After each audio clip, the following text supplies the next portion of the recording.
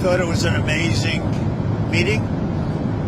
He's a great leader of a very powerful, very strong country, China.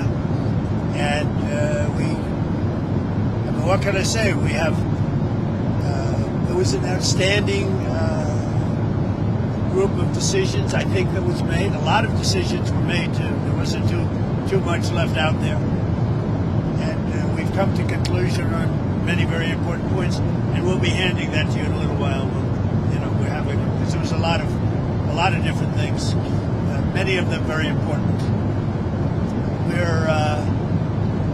We're in agreement on so many elements, large amounts, tremendous amounts of the soybeans and other farm products are going to be purchased immediately, starting immediately. If you notice, President Xi authorized yesterday for China to start, did you know that, right? China to start buying in very large quantities of soybeans and other things, which I appreciated. That was a very nice gesture. And many other things like that. On fentanyl, we agreed that he was going to work very hard to stop the flow. It's a very complex subject because it's used for lots of different reasons, including anesthetics and things. But he's going to work very hard on it, precursors, and I think you're going to see some real action taken. I've agreed, as you know, I put a 20% tariff on China because of the fentanyl coming in, which is it's a big tariff. And based on his statements today, I reduced it by 10%, so it's 10% instead of 20%, effective immediately. I believe he's going to work very hard to stop the death that's coming in. But again, it's complex because of what fentanyl is, what the precursors do. So I think you're going to see a big difference. We've had discussions on many of the elements that you're talking about all the time. You're asking me questions, and most of those things were I think agreed to for the most part. I think we agreed to almost everything in a very acceptable form. I wouldn't say everything was discussed because there were things that probably, in retrospect, we could have discussed and we didn't, for some reason, didn't come up. But if you have any questions, let me know. Go ahead. What about chips, sir? Did he agree? Did you agree to sell any more down chips? We did discuss chips, and they're going to be talking to NVIDIA and others about taking chips. Look, we make great chips. NVIDIA is the leader.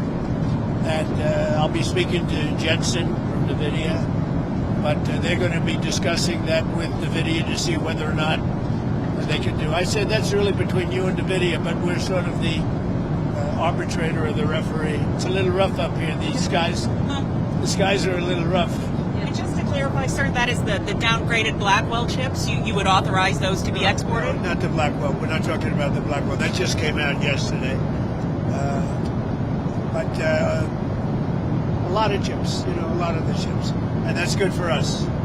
How soon do you think you'd be able to sign an actual? Please, come on. You know what you do? Yeah, come on. Let me stand right over here. Yeah, hey everybody, thanks. Let me just make a point on the chips. As the president was saying, there's so many chips we already sent to China, a lot of advanced chips, etc. And as he said, NVIDIA will talk to China and see what's possible. The Blackwell chips, of course, weren't discussed. We focused on export controls of China on rare earths, and they're going to keep those flowing, which is quite important. What are the major stumbling blocks that are left now to work through, and how soon do you think you could sign a trade deal with China? Well, I think pretty soon. We have not too many major stumbling blocks. We have a deal.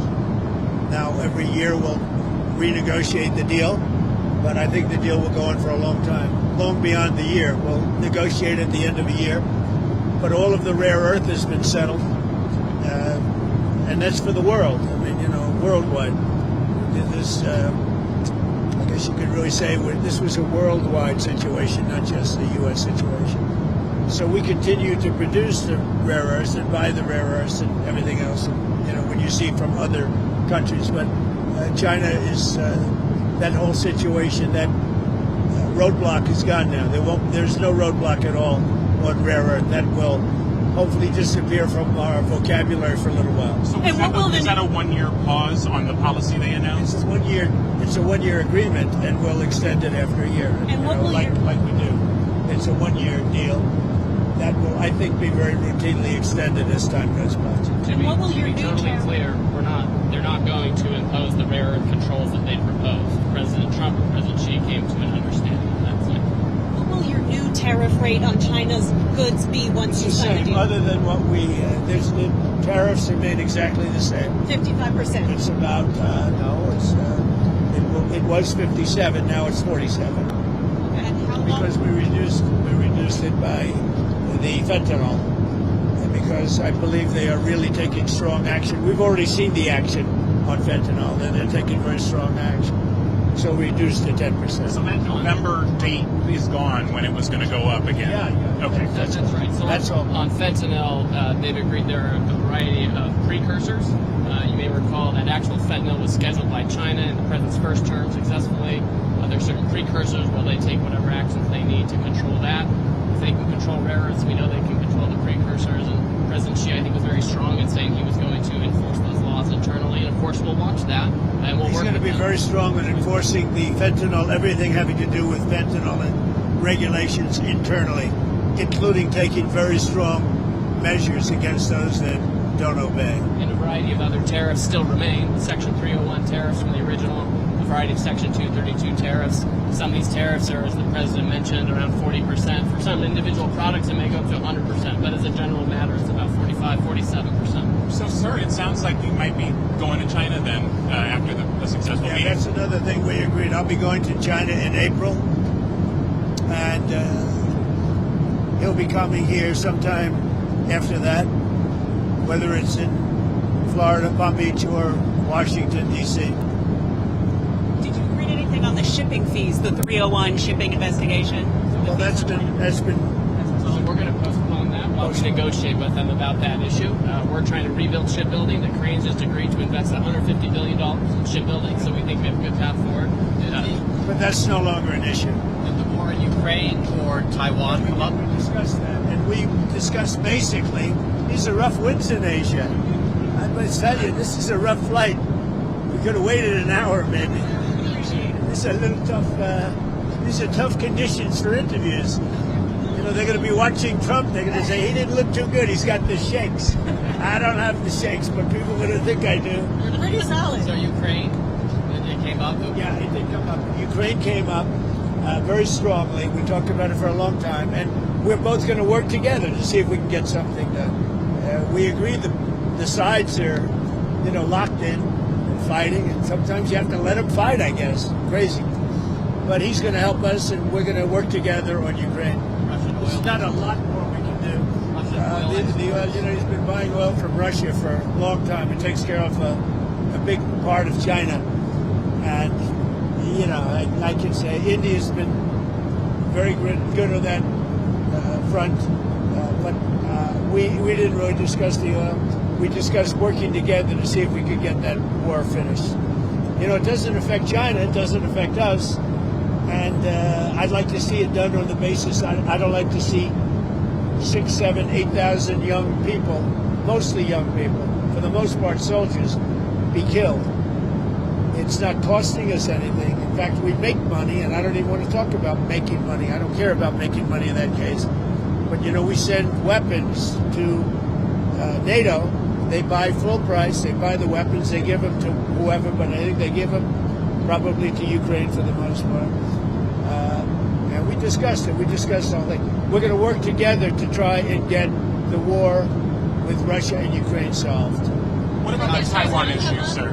It never came up. Taiwan never came up. It was not discussed, actually. What else didn't come up that you thought might come up? You had mentioned you didn't get to everything. We had a long meeting, as you know, but a lot of things we discussed in great detail. A lot of things we brought to finalization. A lot of finalization. I thought it was a great meeting. I think it was a very friendly meeting. It was a good meeting for two very large, powerful countries. And that's the way we should get along with the large, powerful. Why did you write your Truth Social about nuclear testing? What What about resuming nuclear testing? What prompted you to do that right before the meeting? It had to do with others. They seem to all be nuclear testing. Russia? We have more nuclear weapons than anybody. We don't do testing. We've halted it many years ago. But with others doing testing, I think it's appropriate that we do also. Any Israel- details did around Israel- the testing, sir? Like where, when? It'll be announced. We have test sites. It'll be announced. Did Israel give you a heads up before they bombed Gaza? And is it still a ceasefire if they're it's a stopping? ceasefire. It is. No, they had a sniper, and one of their soldiers were killed, and they did retribution. So we'll see. But it is a ceasefire. It's back to ceasefire. But is that a, What is the thinking behind reducing troops in Romania, the drawdown of U.S. troops in Romania?